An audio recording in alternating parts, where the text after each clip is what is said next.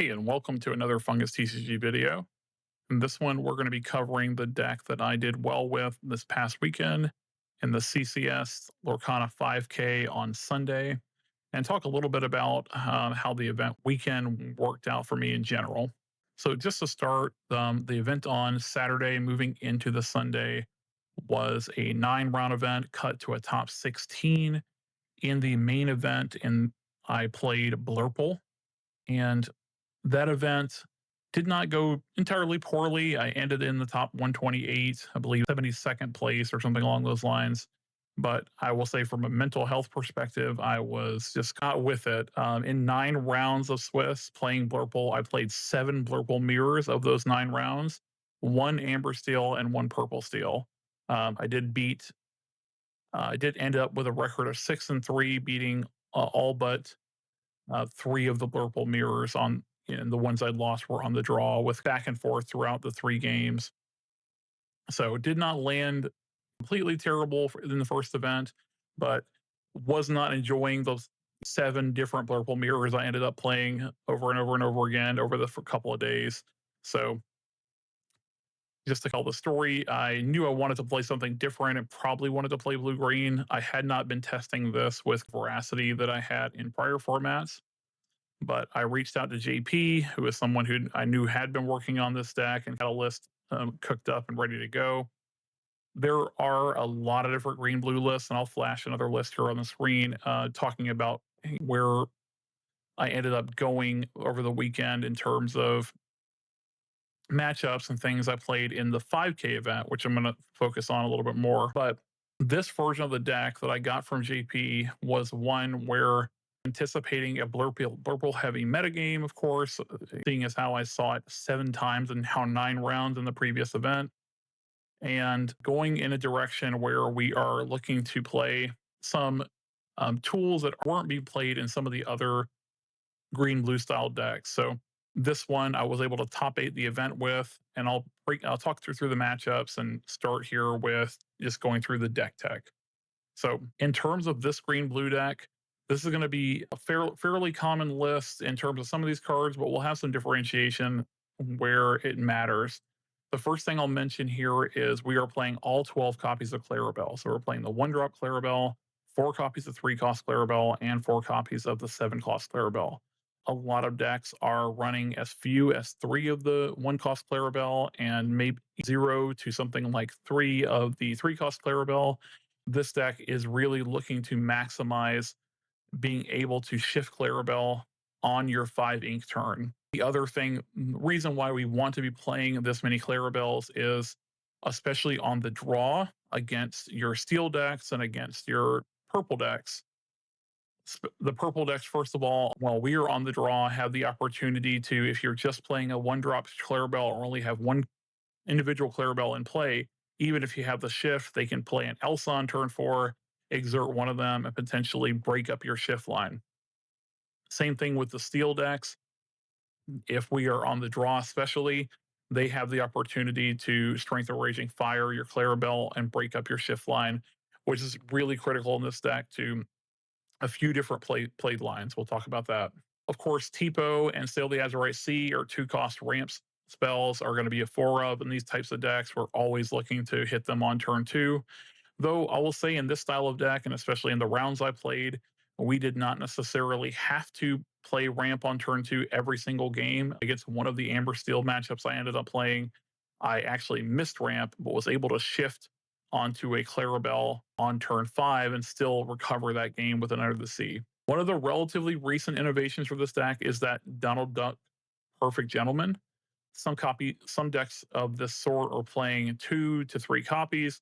We have opted for the full 4, and I'll talk about that in terms of what our song selection is and things along those lines.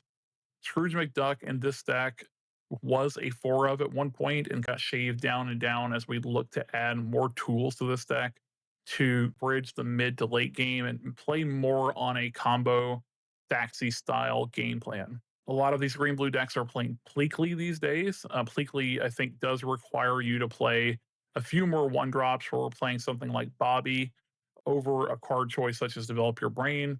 Instead, this deck is playing Donald Duck And really, the Donald Duck serves as what I'd call maybe a backup plan to not being able to shift Clarabelle on your 5 ink turn. Donald Duck, if for some reason they were able to take out your Clarabelle before you were able to shift, can represent skipping your 6 ink turn to go directly to 7 and play Clarabelle hardcast. It also has the upside of being able to sing all of our songs, with the exception of um, Under the Sea and Dig a Little Deeper. So stuff like You're Welcome and Mother Knows Best can be sung off of that Donald Duck. So some value to be had there. I did play two of the Robin Hoods in this deck. I will say it was a card that didn't come up very often. I ended up inking it more or less all the time. When we were running low on threats, there were times where I played the Robin Hood Unrivaled Archer, and at times I drew cards with it, but I would say more often than not, it ended up being kind of low on the totem pole as far as cards I was looking to see in this deck. So I'll talk about that when I work through what the new build is looking like so far. For Basil, for Clarabelle, pretty common in all of these style of lists. I talked about Develop Your Brain, and Develop Your Brain is one where most of these green blue decks are playing Bobby to enable a Pleakley line. I didn't value having Pleakley in the deck as highly as some of the other lists that are running this style of deck were. We are more concerned with having as many card draw elements as possible to be able to find our Clarabelle light on our hooves, because it is the main crux of the deck. We are looking to shift to a Clarabelle every single game with consistently, either by looking for it with develop, sail, visions, or just keeping it in our opening hand, which we'll often do. I did opt for a one of Bend to My Will in this deck. It's something you could play without, but it did come up as being a really good tool in a lot of different matchups I played. The one of Bend to My Will came into play, especially in green blue mirrors, but also against Blurple and Amethyst Steel when I played them, just to lock them out of the game once we've established that big card draw element. A card that hardly any of these blue decks are playing is Mother Knows Best, and this is a slot where a lot of your green decks are playing Hades. But this version of the deck changes quite a bit with just the four Mother Knows Best, because we turn from a deck that's kind of focused on board control and more a deck that is looking to really turbo out on our Clarabelle turn between You're Welcome and Other Knows Best, draw a lot of cards and get developed on the board early. In combination with that Donald Duck Perfect Gentleman, we can have an influx of incoming cards and then really lean on stuff like Mother Knows Best, You're Welcome, and our Heads Held High Under the Sea combo to keep the board clear in that way, or at least be advantaged on the board. Heads Held High was a card that came up for me quite a bit and was actually a really big role playing tool, even outside of the combo with Under the Sea. So, Heads Held High, especially against the Amethyst decks, if they were playing stuff like Iago, or if they're playing in the Amethyst Steel decks, they play quite a bit of illusions. I actually at one point got a 4-for-1 off of Heads Held High against Amethyst Steel. So, this is a card that really punched above its weight class in terms of not just being a combo piece for Under the Sea. It can enable some kind of tricky trades and things like that. The concept with playing Dig a Little Deeper is it is, in essence, the fourth Under the Sea or the fourth Heads Held High or whatever combo piece you're looking for at any given time. You can sing it between a Clarabelle or a Basil or some of your different characters that we're playing here. It was not terrible for me over the weekend, but I would say it's not a necessary piece, and I would look to reduce our uninkable count by removing this from the deck. This is, as I'm moving forward and working on this build, I am not sold that Dig a Little Deeper is necessary in these style of decks. The Under the Sea, as I mentioned before, can be comboed with Heads Held High, but against stuff like Amber Steel, often just that Amber Under the Sea by itself is enough to take board control back. Sometimes Purple Steel, your Amethyst Steel decks, also just hitting 2 or 3 characters with it at one time will allow us to take advantage of the board and really leverage from there. So I'll talk you through the matchups I played, but Under the Sea actually came up quite a bit, just being able to sing it early off of a Clarabelle shift or potentially a Donald plus a Scrooge or something along those lines. If you do hit it against the right decks, it can be backbreaking for them, and especially if you do it multiple times during the match, which I did in certain cases. Right, the first deck I want to talk about highlighting in terms of the matches I played throughout the day. So it was an 8 round event, 100 plus people, cut to a top eight. Payout was all the way out to the top 16. So shout out to Charlie's for doing that and allowing a little more payout for these type of events, especially in the main event. They paid out all the way to top 32 this go around. This was an event that did contribute points towards the invitational that's going to occur later in the year or next year for Charlie's. So I didn't have an exact deck list. I did pull a representative deck list just to talk about how the matches went. So comparing to my day one where I played Blurple and played Mirrors 7 rounds, I did not see nearly as much Blurple over the course of this tournament. I think a lot of people changed gears after seeing how the initial 20K worked out, that they weren't really happy with playing Blurple Mirrors that often, and a lot of people did change decks up. The deck I played the most often in this tournament was actually Amber Steel. So I saw an Amber Steel matchup, excuse me, 3 times over the course of the tournament. All of them looked a little bit different from each other, but for the most part, we're talking about Nalas, we're talking about Tiana, Daisy Duck, and a lot of these common cards that we see across the board. These decks that are looking to come out very aggressive and then refill their hand with Doc. Against these decks, really the name of the game is to get a big body into play by turn 3, shift Clarabelle if you're able to, and then under the sea to wipe all these characters. As you see, most of their deck is one one power characters such as your pennies, Captain Hooks, rhinos, Daisy Ducks, and so on. I could see this being difficult matchup, and but there is a big turning point when you're playing this green blue deck where if you're able to hit an under the sea at a key time, they have a really hard time recovering once you get your engine going. So a common play line that I found into these Amber Still decks were they get to as high as 18 lore. I would have a Donald Duck in play, drawing me extra cards, and Clarabelle active at that point. I would find my Under the Sea either by visions or all some different card draw elements. Sing Under the Sea together, either with held high in some cases, but often just by itself, put most of their characters under the deck, at which point we would deal with the couple remaining characters. And even at 18 lore, once you start your draw engine going a significant amount, it is very hard for them to recover, especially when you chain under the seas.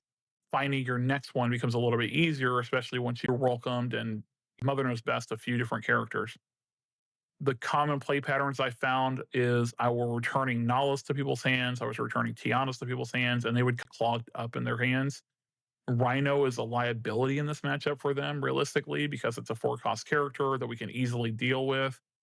And some of the things like Fire the Cannons in these decks, or even Strength of Raging Fire, if they don't have the board presence to actually leverage them, they're not great here.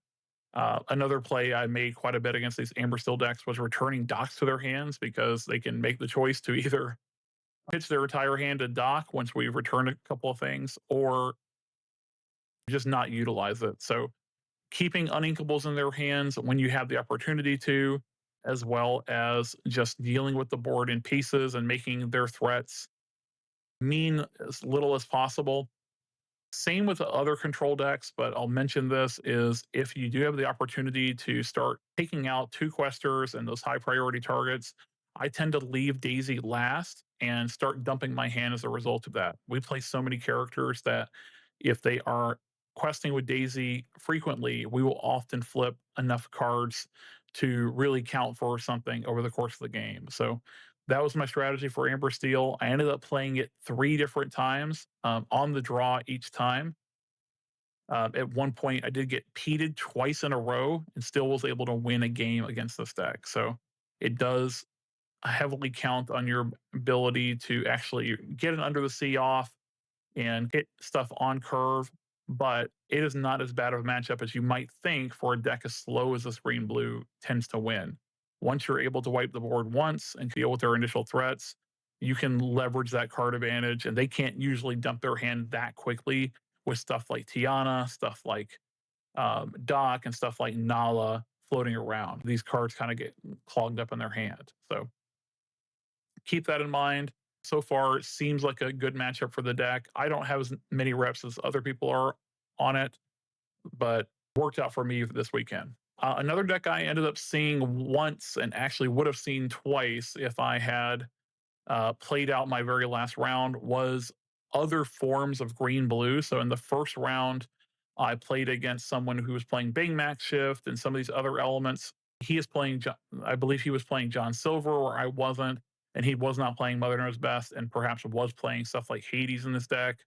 I pulled this list that Jeremy did well with in the day one event, and this is representative of where a lot of these green blue decks tend to be at this moment.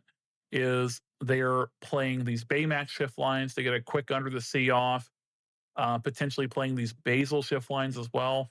Against the mirror match, my strategy there was to try to keep double ramp in my hand to minimize the impact of their Clarabelles and really lean on being able to push out a Clarabelle and a You're Welcome in the same turn and digging as hard as possible for the bend. If you, in those matchups, if I was able to ramp really quickly, something like in the game one I played against my first round opponent, it was a Tipo on turn two into a Sail Clarabelle on turn three, I believe.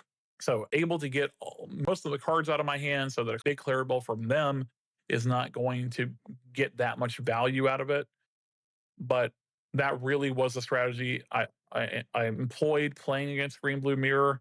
I will say this can be play draw dependent. If person on the play has all the ramp they need to be able to Clarabelle very quickly with your welcome, it's just going to be who is able to initiate first. So my strategy here on the draw is and on the play is just to ramp as hard as I can, get my hand all the way down, and be the first one to do it. So your board presence matters, but here it really just matters who gets that first Clarabelle with a You're Welcome. And in the mid to late game, sometimes the over under the sea heads held high can come into play. These decks playing Baymax and or Hades as opposed to some of the card choices I made, Mother Knows Best, are a little bit less favored in this mirror just because they can get clogged up in their hand. Something like a Baymax is not something they're going to love to have after that initial wave of threats goes out and maybe the Tipos are gone and some of their one drops are gone. They will end up having to play this thing at full cost at some point, just the way our deck plays out. So played one round one on the draw, was able to double ramp. I think he got me in the second game, and the third game I was able to close it out on the play. So look to empty your hand as quickly as possible, get as much ink out as possible if you do know it's a mirror match, and move appropriately and try to Clarabelle your opponent before they do it to you. Another one I played against this weekend was Ghosty on Sea Dogs. He also was able to make it to the top 8 of this event.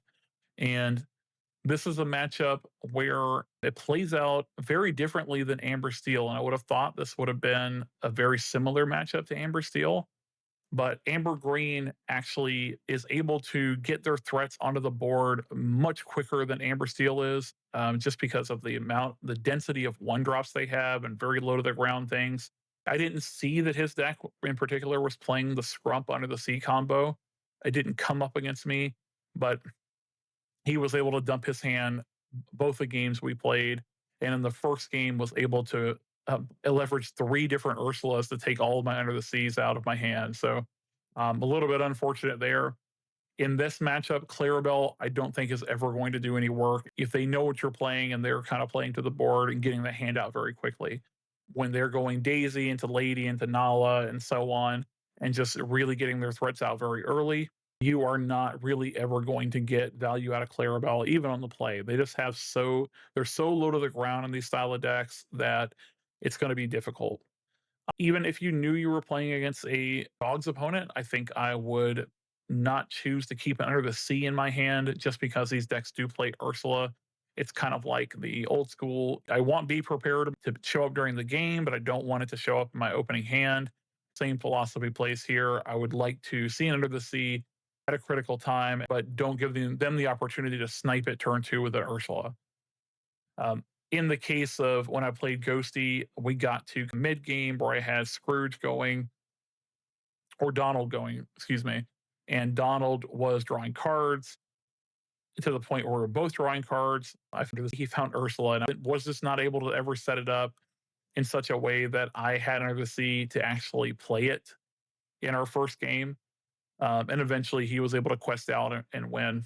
Again, not a really able to take advantage of Clarabelle at any point during the game, just because there was nothing in hand. And returning things to hand with this deck just feels very bad, especially when he has the one cost Inkable Lady, where he potentially bouncing stuff to his hand can give him a huge lore boost, or something like a Tramp can create trades that you don't want to have. But game two, I played against Ghosty. I did not see Under the Sea the entire time. He didn't see an Ursula either, but he was able to just quest out and get the job done that one. So good games I played against him. Again, 3 Ursula just kind of ripped my hand apart. My suggestion against this is we are of course leaning on Under the Sea to a certain degree, but try to play around the Ursula Deceiver and not get them sniped if you have the opportunity to. Holding something like a Visions to go find your Under the Sea, as opposed to keeping one in opening hand, is going to be in your best interest. I played against Blurple once in the Swiss, and then I played against it once in the top 8 as well. This is a representative deck list of what the Blurple decks tend to be looking like these days, especially as we were moving into that second event over the weekend. One drops tend to be a few less than where the metagame started, where we're playing something like 8 one drops, which was what I played in the day one event. And these decks are going to be on some number of Madam Mim Elephant and some number of Second Star to the Right. The Elsas have gone down to 1 in a lot of these lists, and Monstro going up 1 in a lot of the common lists I saw throughout the day. Blurple is a pretty good matchup for us. So there is a lot of ways that they have to potentially come back in the game, but the Blurple I played in the Swiss did not really know how to navigate that green-blue matchup. They are able to ramp into their turn 3 plays like Genie and Iago and Madam Mim, but really they keep a healthy hand size almost the entire game. So when we're able to shift a Clarabelle and draw up on cards and devastate their board with stuff like Mother Knows Best, they get extremely behind, while we are able to build a board out with stuff like our Scrooges, our Donalds, Clarabelles, Basils, and so on. The smart Blurple opponents will play a strategy here similar to what we do to our blue-green opponents, which is try to keep multiple pieces of ramp in their hand and really just minimize their hand as quickly as possible. In the Swiss, I saw a Blurple opponent, but he played stuff like a turn 3 Madam Mim Elephant. I was able to You're Welcome it or Mother Knows Best it over and over again, replaying Genies and things along those lines. Hades eventually will come into play, and they will Hades your Clarabelle, but either looking for that backup Clarabelle, or just having a wide enough board at that time can minimize how this plays out. This is another matchup where your Bend to My Will is actually going to come into play. So if you can find Bend to My Will while you're drawing cards and working through the motions in the early turns of the game, this is a really big opportunity to win off of that bend. Otherwise, the game plan is to strand the Second Star to the rights in their hand, make sure they're not able to play them. And some of these bigger unequal things, especially Hades, while we'd rather our Clarabelles not get hit, ultimately getting the 2 ink and having them spend their entire turn doing so, we're not so concerned with. And their evasive game doesn't come into play nearly as much with our style of deck.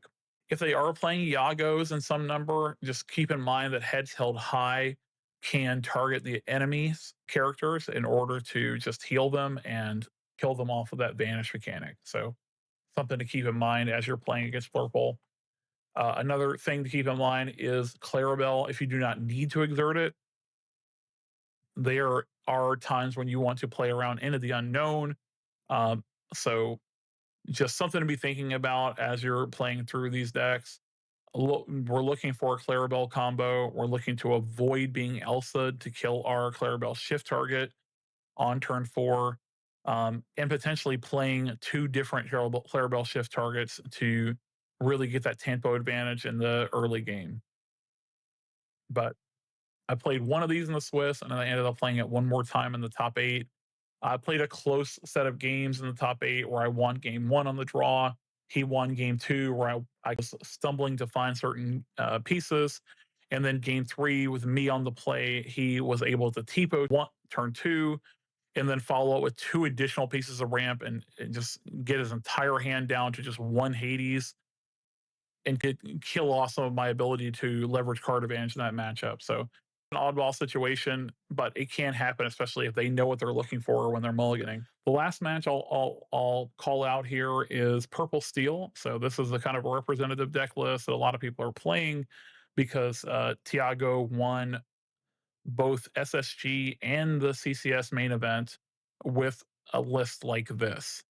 So this matchup, I played a best of 3 in my winning in, and effectively what I was able to do is my ramp on turn 2 into my turn 3 play being something like a Scrooge would really set him in a position where he was not able to aggressively quest because I had such big bodies there to leverage against the board position.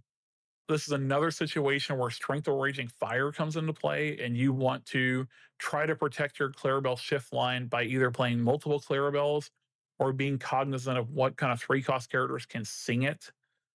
So your early play line sometimes will play around being Strength of Raging Fired, or your Ink strategy may entail just playing a Clarabelle 3 for maybe no value in some cases. This deck is not as low to the ground as the Dogs deck, so there are many situations with Your Welcome and Mother Knows Best can actually be leveraged to draw a lot of cards with Clarabelle.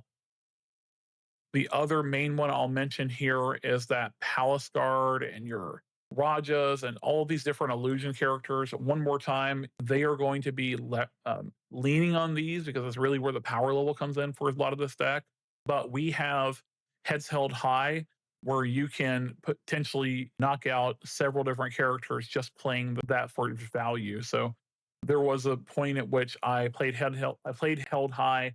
I believe took out 2 Cobras, a Raja, and a Palace Guard all in one shot. So he's able to get a 4-for-1 even without Under the Sea. Something to keep in mind here also is sending, like I mentioned with the Amber Steel, sending uninkables back to their hand. So stuff like a Genie, stuff like a Calhoun, these cards that are a little bit less flexible are cards I prioritize with something like Mother Knows Best, as opposed to stuff that's going to be inkable and let them keep going wide as we are putting cards into their hand and drawing as a result of it. Believe it or not, this is a matchup where Bend to My Will actually comes into play. This is one where if you're able to find the bend with a healthy hand, you really probably do want to run that out there or look to find it off of your visions, just because they have a lot of lore that comes into play as a result of stuff like Giant Cobra, White Rose, or can refill with dots. So if you have them with a bunch of cards in hand, say 5 or 6 cards as a result of Your Welcome and Mother Knows Best plays, maybe Basil's, I would not rule out looking for Bend in that mid to late game to try to just close them out on cards. Sometimes if they are not closed out on cards, stuff like Giant Cobra and White Rose can pull them back into those games. So you want to try to play around that if you have the ability to. Otherwise, I think they can be fairly low to the ground. When you are choosing targets with Your Welcome and Mother Knows Best, keep in mind that you're an Under the Sea deck. As an Under the Sea deck, we want to sometimes, based off of the shape of our hand, prioritize targets that Under the Sea is not going to hit. So as a kind of a recap, Heads Held High can punch way above its weight class in this one, hitting Rajas and Giant Cobras and stuff like Palace Guards for just value to make them banish. And keeping in mind trying to send uninkables to their hands so that they can't go wide when you give them a lot of cards. And again, with all the Strength of Raging Fire decks, keeping in mind that you want to try to take them off, preventing your shift lines if you have the opportunity to. You won't always have that opportunity, but if you are aware that they are able to do it and can work through trying to stop them from having a 3-cost character ready to do so, you're in your best shape. Multiple Clarabelle is probably the best way to do that, but just playing around it to the best of your ability. All right. The last thing I want to talk through is just the direction the deck should go in the future. So I was able to top eight this event and played three close games with Dale Belito, who's was a really strong opponent. I was on the draw and he played the matchup well. It came down to the very last turn and the very last lore in our third game. So really close set of games that I had before getting eliminated in the top eight. But as I mentioned at the top of things in terms of the deck tech, the the list I went in with, there was a few cards that probably underperformed over the course of the day for me. You see that in my most recent list, I have included 3 John Silver. These are replacing for now the 2 Robin Hoods and the 1 Dig a Little Deeper. I felt like in some matchups, just having another big body to be able to contest the board and that 5/5 specifically would have really helped in a lot of different situations. And the fact that we're reducing by an uninkable by taking the dig out also kind of helps our turbo game plan of just get Clarabelle out and and sing You're Welcome Runner's Best in that same turn. Another consideration here could be 2 John Silver and going up 1 on Scrooge McDuck. That's another card that actually is really great once you've got your Clarabelle turn off, you're able to sing, and you're trying to flood the board with just big bodies so that you can get way ahead on questing. The Scrooge really is nice there, but the uninkable count is something to be cognizant of, especially if you do want to continue playing Bend to My Will. Bend in My Will is another card that might be in contention a little bit. It is, for now, still on the deck. I think it still has a lot of good plays between Blurple and Amethyst Steel, and even some of the green decks. You will want to use Bend in My Will there. And if blue green is popular, this is really good in the mirror as well. So for now, 3 John Silver is the direction I've gone with this list. I'll try to give updates as I'm continuing to work on the way to DLC Milwaukee. And if I play any more open events, I'll keep that in mind as well. We'll look for some gameplay on this as we continue through the months here leading up to Milwaukee and some of the other items here. But otherwise, thank you for jumping on the video and listening to my deck tech and tournament report from the CCS 25K weekend. Really hated those purple mirror matches, so I'm really probably looking to focus more on green blue and making sure this works well for the metagame in the coming weeks and months. So subscribe if you enjoyed this kind of content, and we'll see you again for more content on the Fabled metagame.